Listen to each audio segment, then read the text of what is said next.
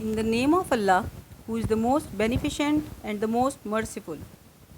Anglo-Saxon literature. To have a better understanding of Anglo-Saxon literature, let us delve deep into the unfathomable history of English literature. The Anglo-Saxon invaders who came to Britain in the later part of the 5th century AD and eventually established their kingdoms there were the founders of what we can properly call English culture and English literature. They gave England its name, its language, and its links with Germania, that great body of peoples whose migration disrupted the Roman Empire and utterly changed the face of Europe. Some 400 years before they arrived in Britain, the Roman historian Tacitus had given his account of the Germanic peoples and how they looked to his civilized Roman eyes.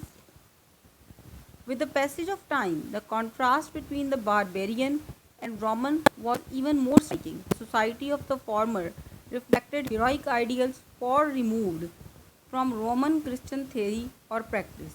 Yet the history of much of Europe in the so-called Dark Ages is the story of the gradual fusion of these two ways of life and thought.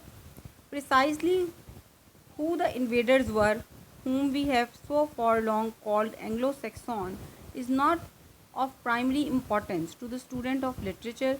They belonged to the group of Teutonic peoples to which we can appropriately give Tacitus's name of Germania is clear.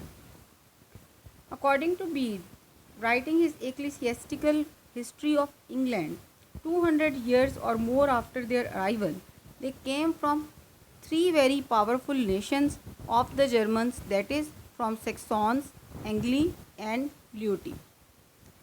We know something about Saxons, who appear to have come from the Low Country south of Denmark and east of Holland, the modern Holstein.